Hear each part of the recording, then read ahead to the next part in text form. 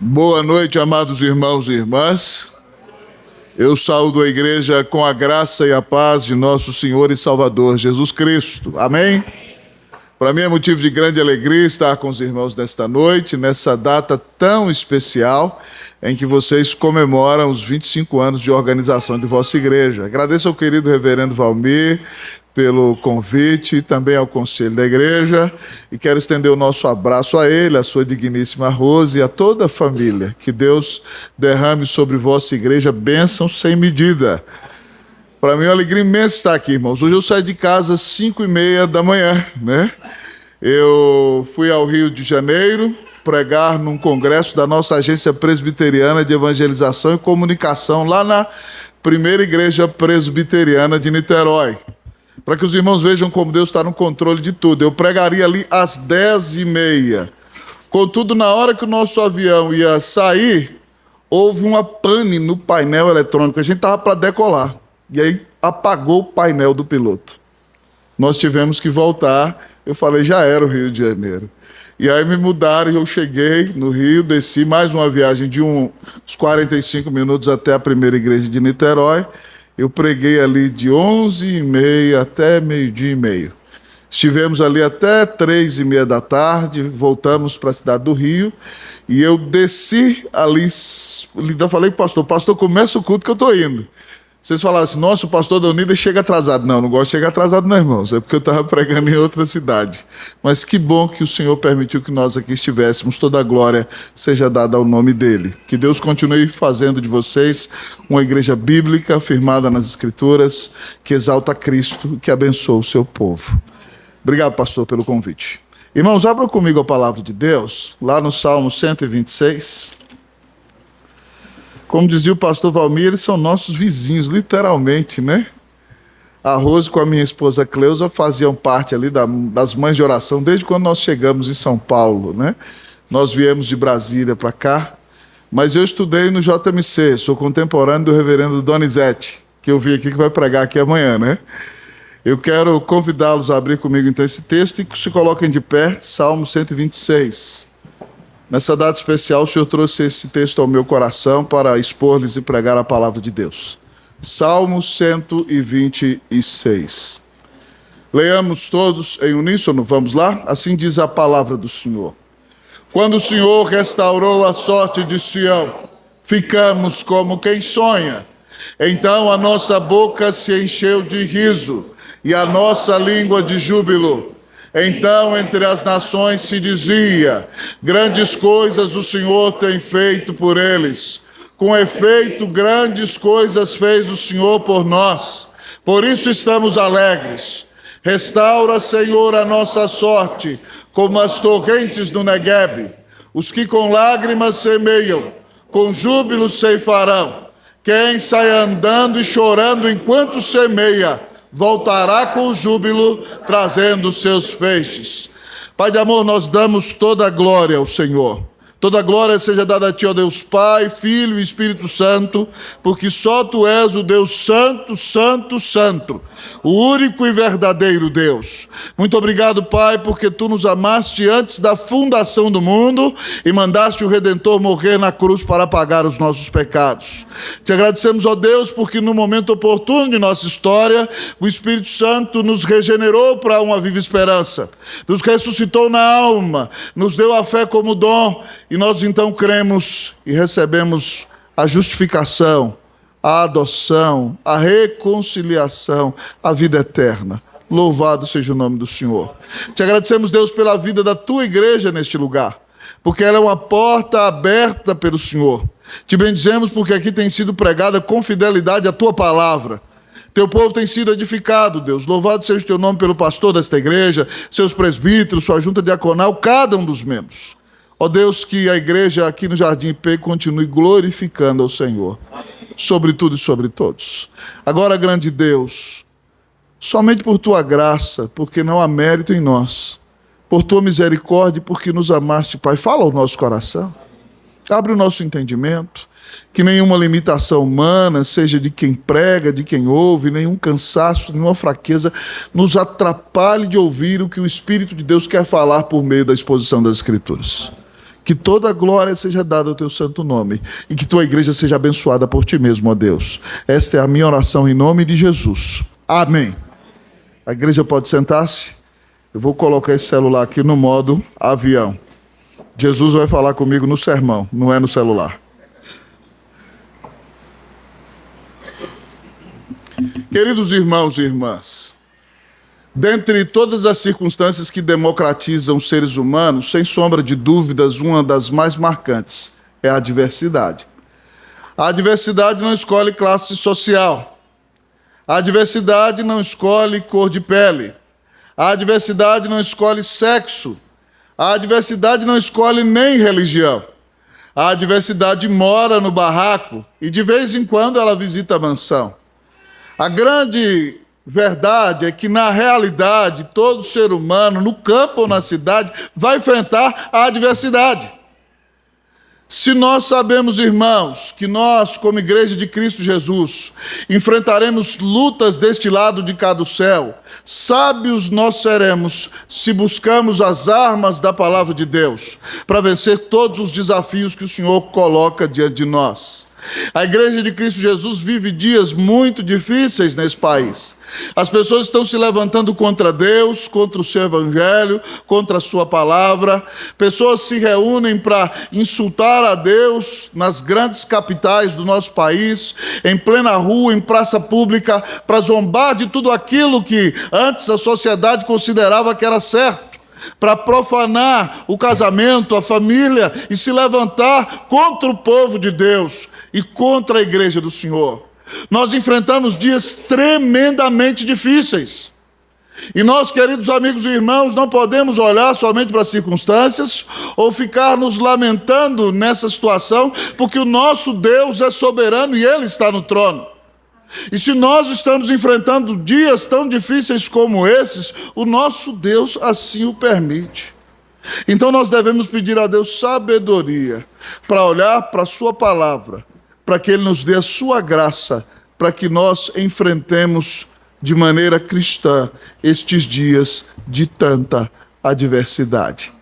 Este salmo que lemos, irmãos, se encontra no momento de adversidade do povo de Deus. Depois de uma grande libertação, agora eles enfrentam momentos difíceis.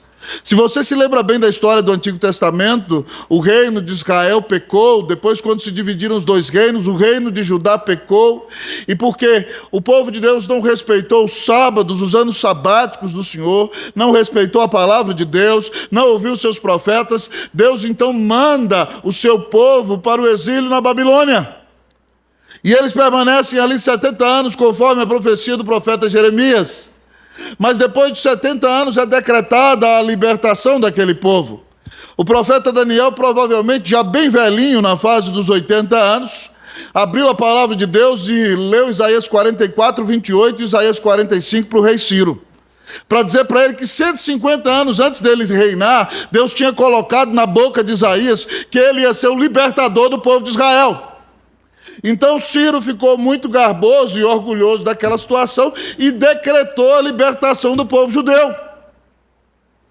Agora imagine comigo, se você é escravo numa terra estranha, imagine que um exército inimigo do Brasil viesse aqui e resolvesse atacar São Bernardo do Campo, e especialmente o Jardim P, e se acampasse ao redor deste bairro, e queimasse todas as casas, e destruísse não só o templo da igreja presbiteriana, mas de todas as outras igrejas, e matasse diante dos seus olhos algumas pessoas que você ama, e você visse algumas servas de Deus sendo abusadas no meio da rua, e você fosse amarrado com correntes, e levado a caminhar para uma região mais de 1.000 quilômetros a pé, para um lugar que você não conhece o idioma, e agora você é escravo daquele povo.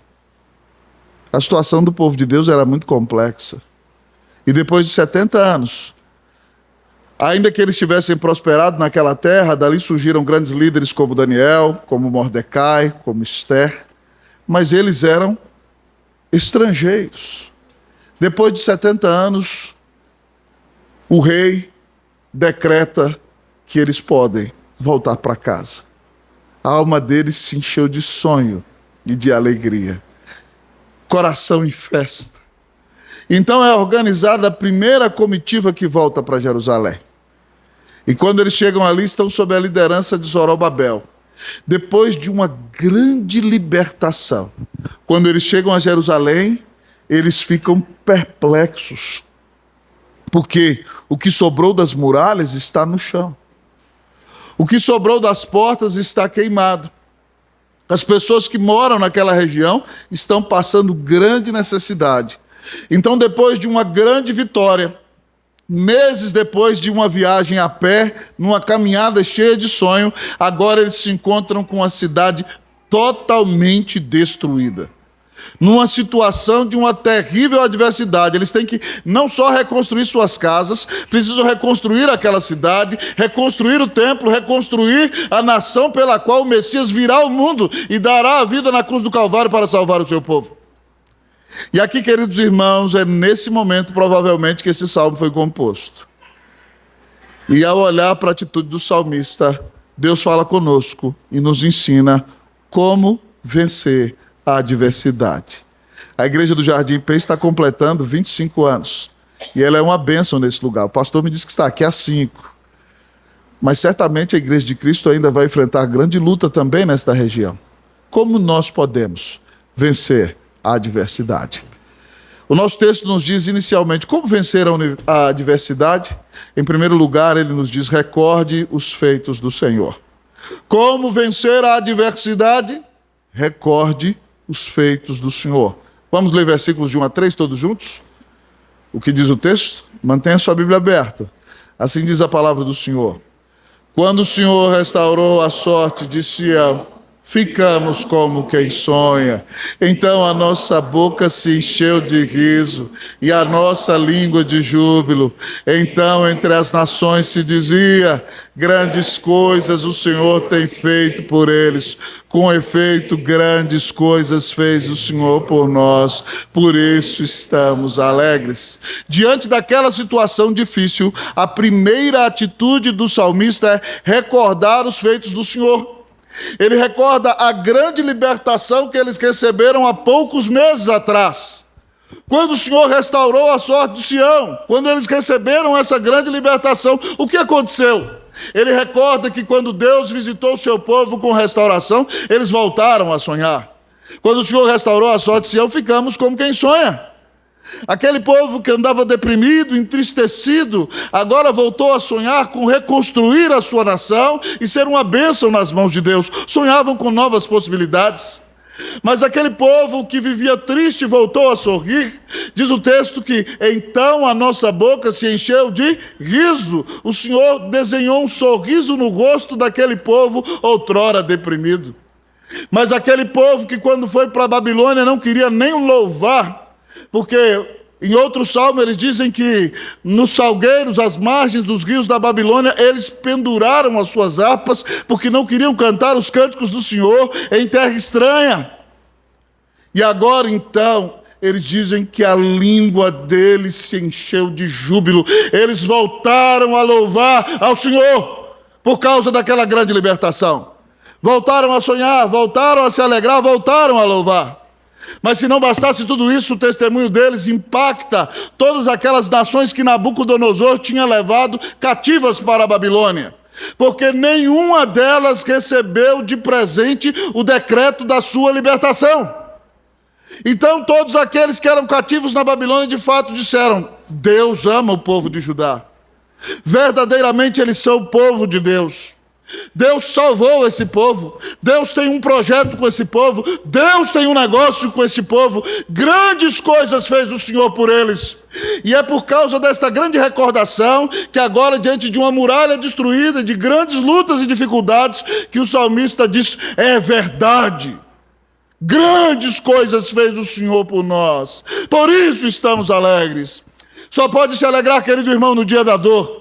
só pode se alegrar no dia da angústia, só pode se alegrar no dia da tempestade, só pode se alegrar no dia da adversidade. Aquele que recorda os grandes feitos do Senhor realizados em seu favor.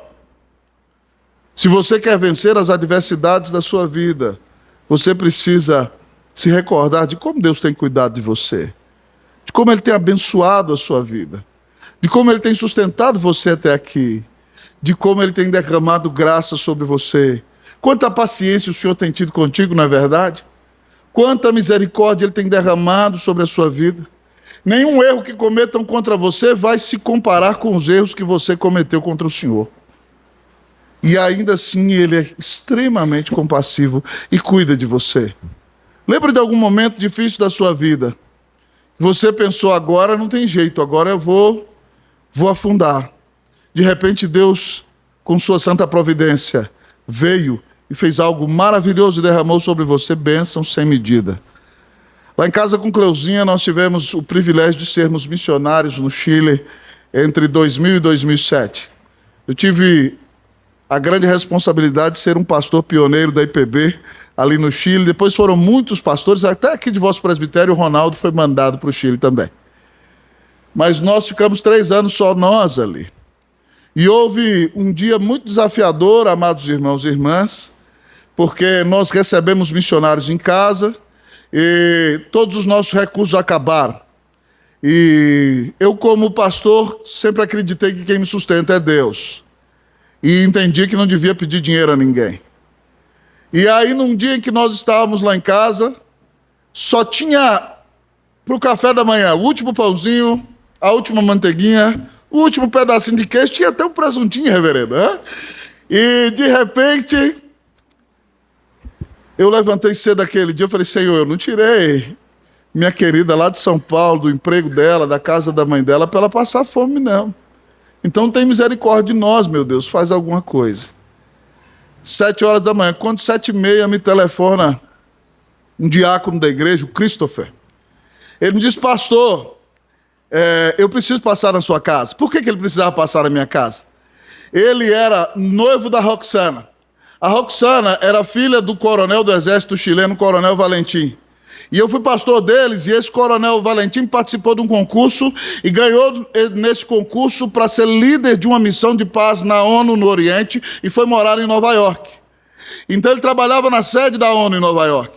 E o Christopher tinha ido há 1 mês visitar a sua noiva. Estavam morando, eles se casaram, depois têm belos filhos hoje, mas ele tinha que visitar a noiva, a namorada nos Estados Unidos. E ele tinha voltado há 1 mês e o sogro dele tinha mandado um cartão postal de Nova York para mim. E ele me ligou assim, pastor, eu estou atrasado para o trabalho, eu posso tomar café na casa do senhor? Eu falei, misericórdia. Mas pastor, eu falei, vem irmão, pode. Eu falei sem convicção, pode. E aí ele trouxe um cartão postal e nós tomamos um café e aí acabou tudo, irmão. Acabou o chá, acabou o café, acabou o leite.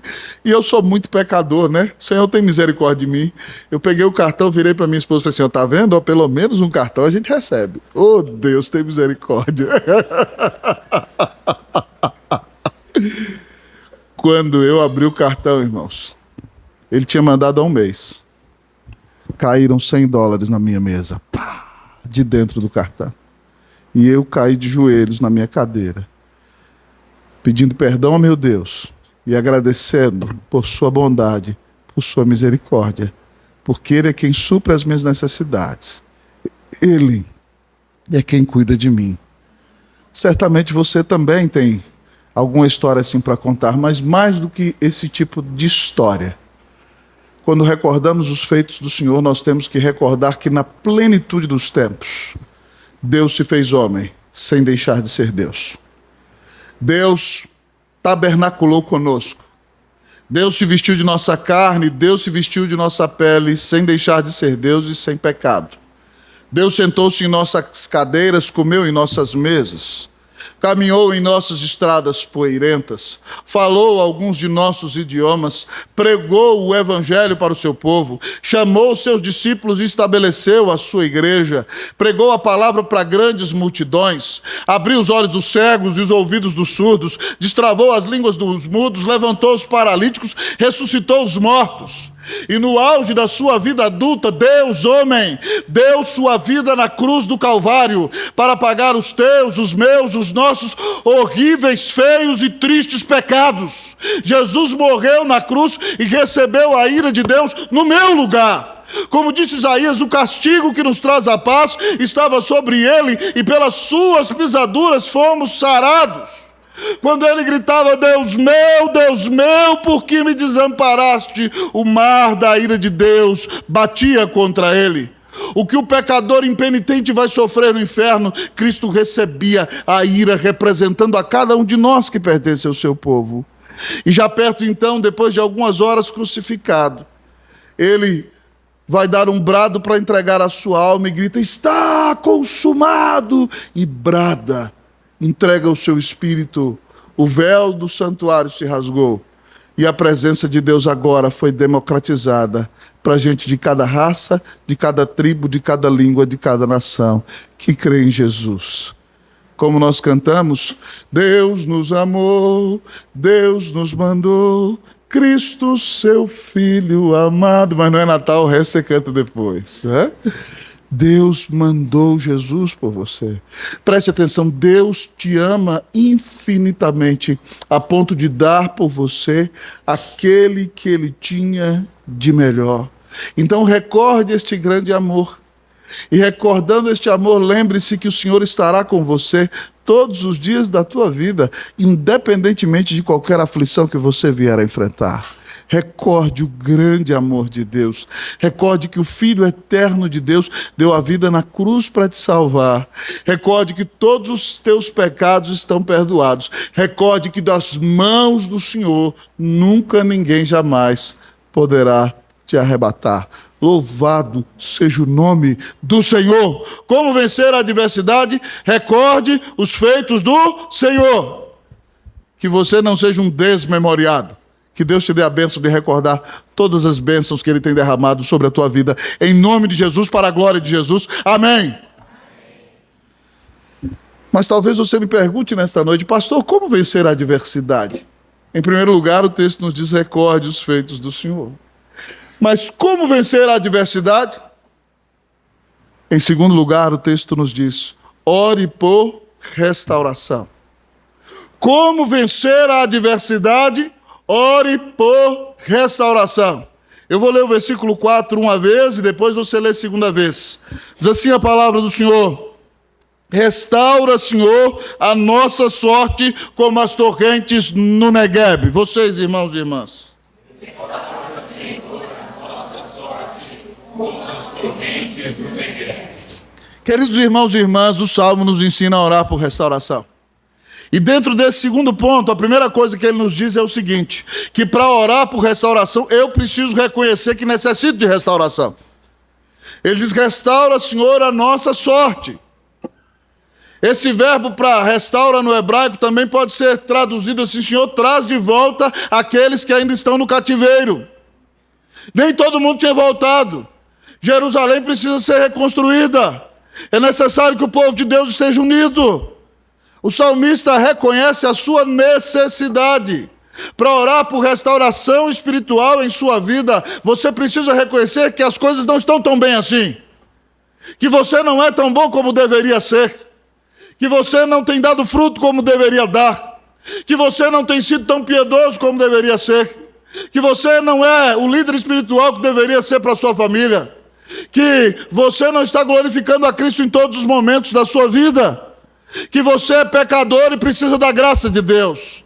O salmista nos ensina a orar por restauração. Só ora por restauração quem reconhece a sua limitação, a sua falha e o seu pecado. Mas só ora por restauração quem reconhece o restaurador. Ele diz, restaura, Senhor. E o nome que aparece Senhor com todas as letras maiúsculas aqui é o inominável nome de Deus, que nós traduzimos como Yahvé, que significa eu sou o que sou. Esse nome, queridos irmãos e irmãs, significa que Deus Ele é o Deus autoexistente. Ele é o Deus eterno, Ele sempre existiu. Ontem Ele é, hoje Ele é, amanhã Ele é o mesmo. Ele é o Deus imutável. Ele é o Todo-Poderoso Deus. Esse é o nome com o qual Deus se revela a Moisés, quando vai libertar o seu povo do cativeiro do Egito. Yahvé é o Deus da aliança, Yahvé é o Deus do pacto, Yahvé é o Deus salvador. É o Deus que liberta o seu povo do cativeiro do Egito. É por isso que para orar por restauração você precisa reconhecer quem é o seu Yahvé. E no Novo Testamento, um dos nomes de Yahvé é Jesus. Isaías viu o Senhor assentado sobre um alto e sublime trono. E João, no seu evangelho, diz que Isaías viu Jesus. Jesus é o nosso grande Yahvé, o nosso grande Salvador. Você precisa reconhecer quem é o seu Senhor. Jesus é o seu Salvador. Você confia no seu poder imutável? Você reconhece a eternidade dele? Você sabe que ninguém nunca o criou? Você sabe que ele te amou e deu a vida na cruz por você? Quando você conhece a soberania, o poder, a graça e a misericórdia do seu Deus, então você pode dobrar os seus joelhos, insatisfeito com a sua situação, pedir perdão a Deus pelos seus pecados e dizer: Senhor, restaura a minha vida, renova em mim o primeiro amor, para a honra e para a glória do nome do Senhor Jesus. E o salmista, então, quando vai orar por restauração, pinta um lindo quadro diante dos nossos olhos, no qual ele nos apresenta um fenômeno da natureza da sua região. Ele diz: restaura, Senhor, a nossa sorte como as torrentes no Negueb. Queridos irmãos e irmãs, o Negueb é um dos desertos mais secos do mundo. Eu cresci na região noroeste de Minas Gerais, até meus 14 anos, depois mudei para Brasília, depois para São Paulo e para muitos lugares. Mas a minha região fica perto de Goiás e da Bahia. E quando eu lia esse salmo na minha adolescência, eu pensava assim, porque o rio maior próximo da minha cidade era o São Francisco. Então eu falava assim: esse Negueb deve ser um riozão do tamanho do São Francisco. E aí a gente entra no seminário e vai estudar História, Geografia e Arqueologia Bíblica. E aí nós aprendemos que o Negueb é um deserto, irmão. Negueb significa deserto do sul. É o deserto do sul de Judá, um dos desertos mais secos do mundo. Eu falei: Deus, agora eu não entendi nada. Torrente no Negueb? Como é que é isso? É o deserto, Mas aí o nosso professor da matéria no seminário explicava. Naquela época nós não tínhamos YouTube. Então ele dizia que no deserto do Negueb, no período das chuvas, as chuvas caem sobre a montanha. E aí as chuvas vão caindo sobre a montanha, e ela vai se saturando de água, e de repente, então, quando ela está saturada de água, irrompe da montanha uma enxurrada, uma avalanche de água, que de repente forma um fio d'água e vai se juntando e forma um rio caudaloso no meio do deserto. Você pode depois na sua casa olhar no YouTube, agora não, porque você está ouvindo o sermão, tá? Por favor, viu? Então você vai colocar lá a torrente do Negueb, você vê se formando um riozinho e de repente desce uma água poderosa sendo derramada no deserto. E sabe o que acontece depois que isso sucede? O deserto fica verde, os animais podem se alimentar. Vida nasce no deserto. O lugar da morte se torna o lugar da vida. O lugar da destruição se torna o lugar da restauração. O lugar da depressão se torna o lugar da esperança, porque Deus abriu os céus e derramou chuva para trazer uma nova realidade para aquele povo. O que o salmista está pedindo é o seguinte: Deus intervém sobrenaturalmente em nós. É o Senhor quem nos selou com o seu Espírito. Então enche-nos com teu Espírito e dá-nos um coração voltado para o Senhor, para que onde a morte em nossa vida seja florescida, para que onde há desânimo, Deus nos dê restauração, para que onde falte esperança, o Senhor encha de ânimo no nosso coração. Nós devemos orar, irmãos, por um reavivamento espiritual em nossa vida. É isso que o salmista faz. É isso que eu e você devemos fazer. Nós devemos pedir ao Senhor que nos dê a bênção de voltar ao primeiro amor. Nós devemos pedir ao Senhor que nos encha com o seu Espírito Santo. Nós devemos dizer: Deus, renova a minha vida de oração e de estudo da tua palavra. Deus, abençoa minha vida de oração com a minha esposa, a irmã com seu esposo. Deus, permita que eu volte a fazer o culto doméstico lá em casa. Deus, converte os meus filhos que estão afastados do caminho do Senhor. Deus, salva o teu povo eleito. Usa a nossa vida para ganhar o jardim em pé para Cristo Jesus. O salmista nos ensina a orar por isso. E talvez você me diga: pastor, mas essa não é uma prática muito presbiteriana? Esse negócio de orar por avivamento não é coisa de pentecostal? Nananina, não. Você precisa saber como a igreja presbiteriana nasceu num momento de muita perseguição na época da Reforma Protestante. O jovem John Knox, discípulo de George Wishart, que foi queimado na fogueira na Escócia, foi exilado nas galés francesas, onde rema 2 anos. Ele era um sacerdote romano e depois se tornou um pastor protestante. Depois pregou um tempo em Frankfurt. Depois pregou na corte do rei Eduardo VI, na Inglaterra. Quando Maria Sanguinária assume o poder, então ele é obrigado a fugir para Genebra. E ali Calvino e o conselho entregam para John Knox uma igreja de fala inglesa. Os refugiados da Inglaterra tinham todos fugidos para lá. E John Knox se torna cidadão de Genebra antes mesmo que João Calvino. E é pastor de uma igreja de mais de 500 membros ali.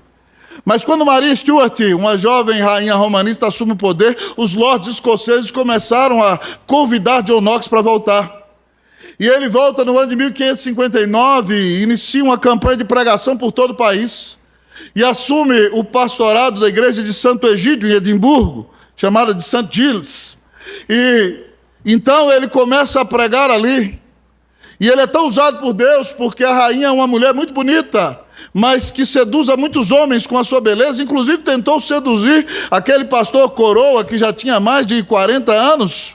E então ele, firme, quando a rainha tinha seus casos, ele subia no púlpito da igreja e no domingo dizia, com a rainha no banco: a Escócia está perdida, a rainha está se prostituindo. Esse foi o primeiro pastor da igreja presbiteriana. Mas a rainha, que vivia em guerra com a sua prima Isabel, a rainha da Inglaterra, dizia ter mais medo das orações de John Knox do que de todo o exército da Inglaterra. E eu não sei se você sabe como John Knox orava. Ele voltou no ano 1559, no ano 1560 o parlamento se reuniu e decidiu que a fé da Escócia seria a fé protestante. E que a igreja da Escócia se chamaria Igreja Presbiteriana. E no ano de 1560, a nossa igreja nasce com esse nome na Escócia. Então eles decidem escrever uma confissão de fé, a confissão de fé escocesa, e resolvem ensinar o povo a ler e criar escolas para que o povo aprenda a ler a palavra de Deus e conheça a Bíblia. John Knox foi tremendamente usado pelo Senhor, irmãos. Ele era um homem que orava 4 horas todos os dias. E uma oração impactante de John Knox era a seguinte: Senhor, dá-me a Escócia para Jesus, senão eu morro. Senhor, dá-me a Escócia para Jesus, senão eu morro. Ele disse: Senhor, dá-me meu povo para Jesus, ou eu prefiro morrer. Você já orou assim: Senhor, dá-me essa rua para Jesus, ou me leva, Senhor. Dá-me meus filhos para Jesus, Senhor. Senão o que eu estou fazendo aqui? Ou você já orou como o grande evangelista calvinista George Whitefield: Senhor, dá-me almas ou leva a minha alma. Senhor, dá-me aqueles pelos quais Cristo morreu. Você já orou para que Deus use o pastor Valmir: Senhor, converte os teus eleitos da nossa igreja. Os eleitos têm que se converter na igreja presbiteriana também, irmãos. Amém, meus irmãos? Mas nós temos que orar por isso. Hoje o Senhor está nos desafiando a orar, reconhecendo a nossa necessidade, reconhecendo o poder do nosso Deus e clamando a Ele que nos visite, irmãos, com um reavivamento espiritual, que nos traga de volta ao primeiro amor, que nos leve a consagrar a nossa vida ao Senhor Jesus todos os dias da nossa existência. No ano 2015, irmãos, eu tive o privilégio de fazer parte de uma caravana que visitou a Coreia do Sul. Nós visitamos muitas igrejas presbiterianas de norte a sul daquele país. Fomos visitar também a maior igreja presbiteriana do mundo, a igreja presbiteriana Sarang, que hoje tem mais de 110 mil membros. A época quando lá estivemos, ela tinha 80 mil membros. E 4 cultos dominicais. No fim de semana que nós lá estivemos, o pastor batizou, irmãos, para nossa perplexidade, naquele domingo o pastor batizou 2.000 pessoas. 2.000 novos convertidos. Mas mais do que aquela igreja lotada com milhares de pessoas, o que mais me impactou na igreja de Sarango, sabe o que foi? Foi a sua reunião de oração. Porque no domingo, o templo lá tem a capacidade de 10.000 pessoas. Então, em 4 cultos diferentes, 5 cultos, você tinha 50 mil pessoas na igreja. Então, mas no sábado de manhã, nós chegamos ali, nós viajamos 28 horas, chegamos numa sexta-feira, demos uma volta meio assim, com horário bagunçado por causa do fuso horário, levantamos de manhã, tomamos café no hotel, no restaurante Outback do hotel, e saímos caminhando no bairro lá, ainda escuro, entramos no metrô, eu disse, imaginei que nós íamos pegar o metrô, caminhamos um pouco, e as escadas do metrô davam dentro dessa igreja presbiteriana. Ela tem 12 andares para baixo e 8 andares para cima. É uma igreja que tem universidade, canal de televisão, um monte de coisa dentro dela. Mas quando nós chegamos ali na reunião de oração do sábado, às 6 horas da manhã, a reunião de oração das gerações, você via criancinhas pequenininhas que aprendiam a andar, até 10 anos, adolescentes, jovens, os pais deles na fase dos 30, 40, os avós com 60, os bisavós com 80, pessoas com 90 anos, irmãos, 5.000 pessoas orando, 6 horas da manhã. Um dos momentos mais quebrantadores, pastor Valmir, foi quando eles cantaram um hino que a gente canta. Eu não vou cantar em coreano, que eu não sei, tá?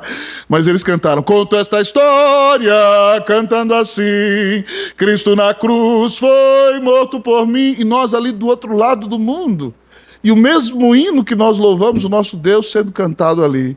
Um momento em que a presença graciosa de Deus se percebia naquele lugar. E eu, ali dobrado com os meus joelhos, dizia, Deus, abençoa a nossa igreja no Brasil. O Senhor não ama mais os coreanos do que ama a gente. Se o Senhor abençoou esse povo com avivamento, abençoa a gente também, meu Deus. Tem misericórdia de nós. Faz com que o nosso coração se volte para Ti. Irmãos, nós só estamos na presença do Senhor porque Ele nos atraiu. Por nós mesmos, nós jamais o buscaríamos.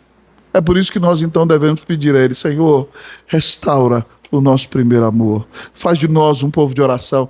Meu desejo, irmão, é que Deus restaure a sua vida de oração. Que Deus restaure a sua vida devocional. Que você volte a orar com a sua esposa, meu irmão, pela sua casa. Que você volte a fazer o culto doméstico. Que você volte a frequentar a reunião de oração da sua igreja. Que Deus reavive em nós, amados irmãos, o desejo de orar, para que Deus abra os céus e nós o vejamos fazer grandes coisas para a honra e para a glória do nome de Jesus. Amém. Como você tem enfrentado as adversidades da sua vida? Você poderia me dizer que você tem sido vitorioso nas adversidades? A querida irmã poderia me dizer que tem uma vida espiritual abundante?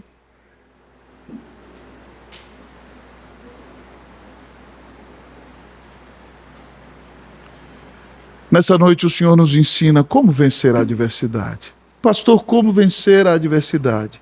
Em último lugar, o nosso texto nos diz, espere a resposta do Senhor. Espere a resposta do Senhor. Vamos ler versículos 5 e 6.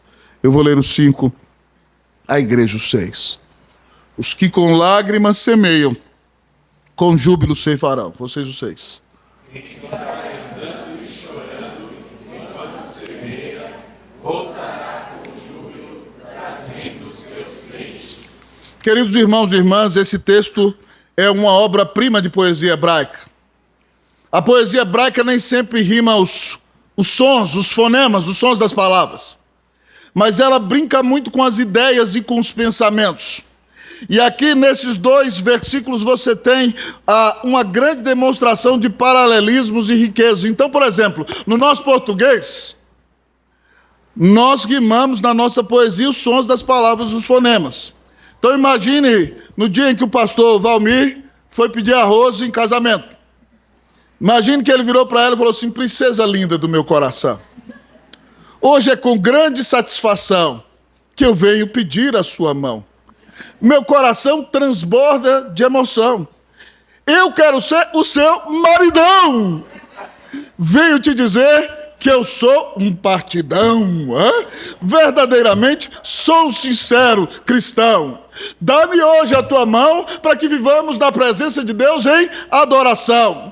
Nossa vida será exultação e Deus nos dará vitória em toda a tribulação. Eu quero ser o seu maridão. A Rosa diz, eu aceito. É assim a nossa poesia, o hebraico é diferente.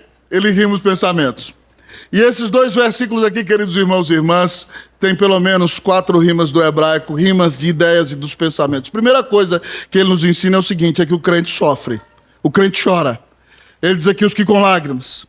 E para ampliar a ideia, ele mostra aquele homem talvez com seu saquinho com as últimas sementes, numa região desértica, não tendo o que comer, ele sai andando e chorando. O crente sofre. Tem uma religião aí que diz que se você se converter, você para de sofrer. Eles não leem a Bíblia, fazer o quê, né? Deus tem a misericórdia deles. Porque o crente desse lado de cá do céu vai passar tribulação. A Bíblia já nos assegurou isso. Mas o segundo versinho, a segunda rima de ideias do paralelismo hebraico é o seguinte: o sofrimento não neutraliza o crente. Os que com lágrimas semeiam. E aí ele amplia a ideia, ele pinta o quadro, quem sai andando e chorando enquanto semeia.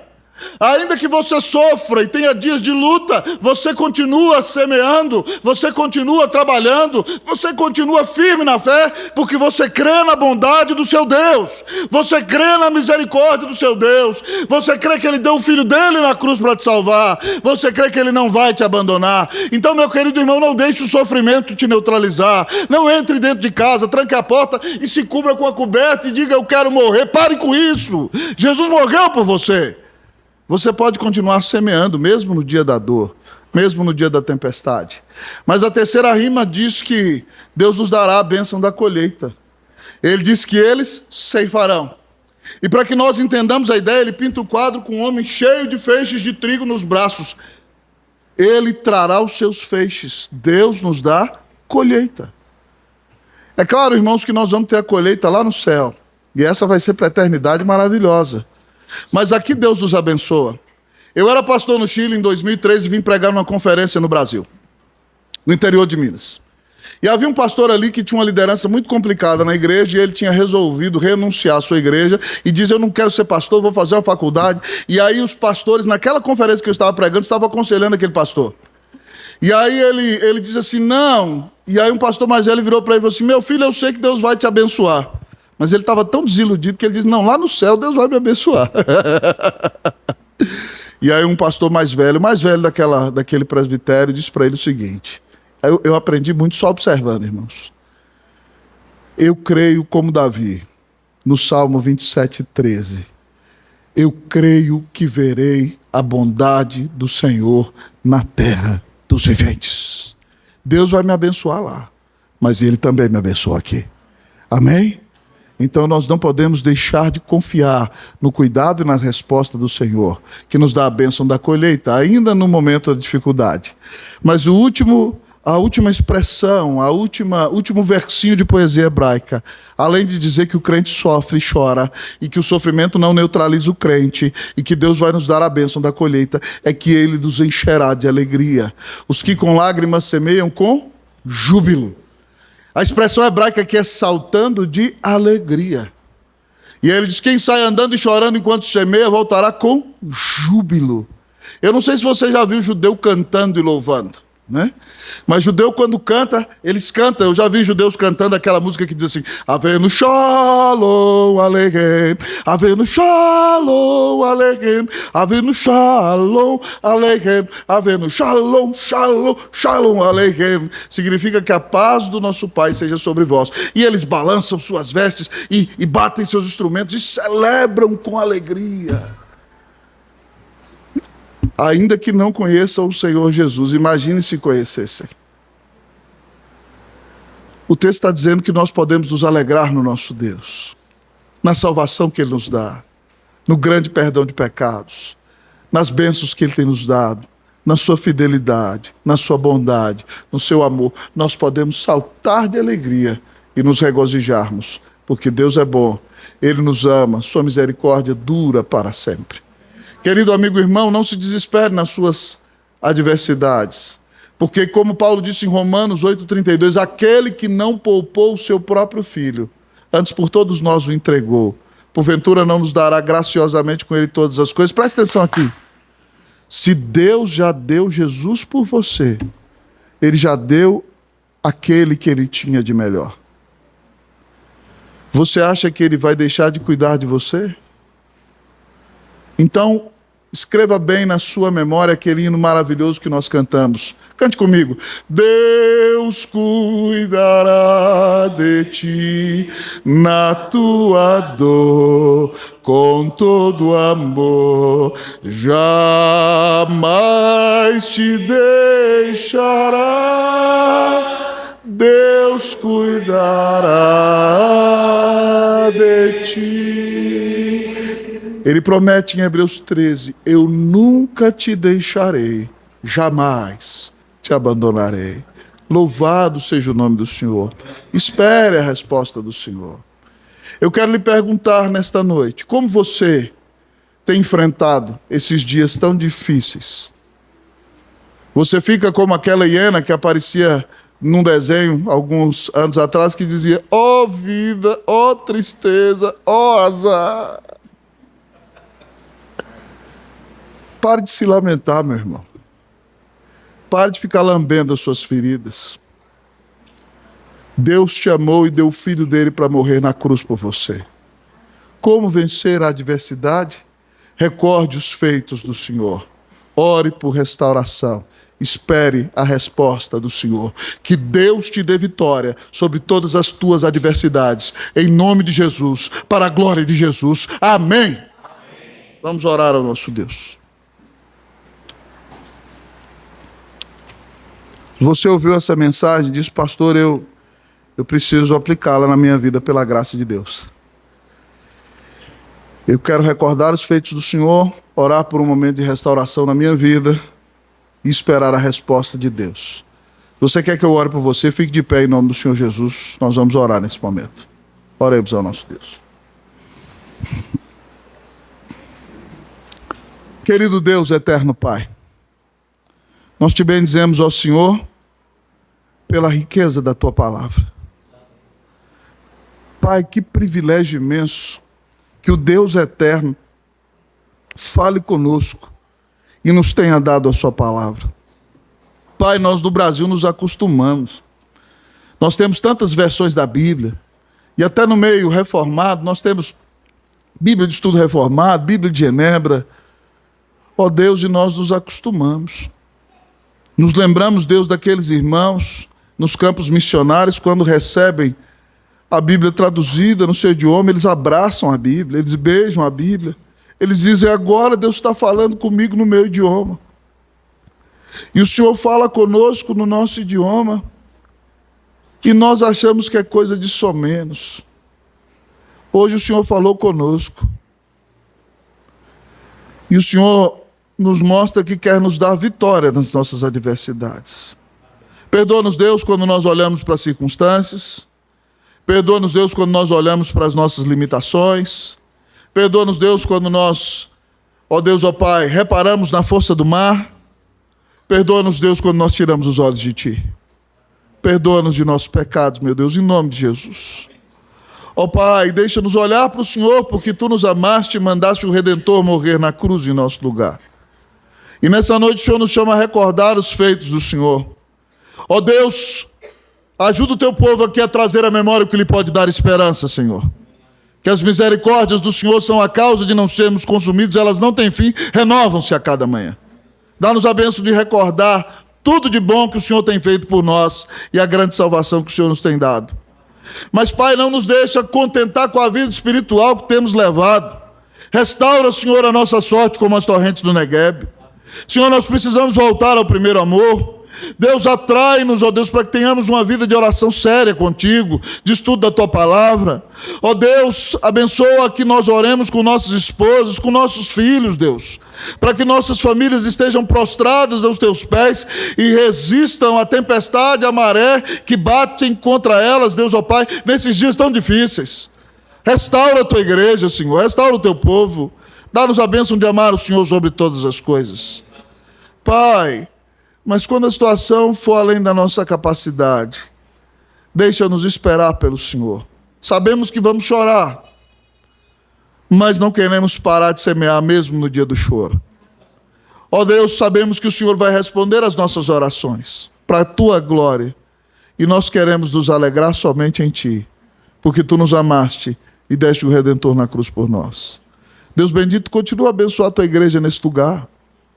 Que a igreja do Jardim P seja uma igreja que recorda o grande amor de Deus, que ora por um novo momento depois desses 25 anos e que espera a intervenção de Deus no seu meio, neste bairro, para que nós tenhamos a alegria de ver muitos eleitos se convertendo ao Senhor aqui. Nós clamamos essa bênção ao Senhor e oramos em nome de Jesus. Amém. A igreja pode sentar-se, que Deus abençoe sua vida.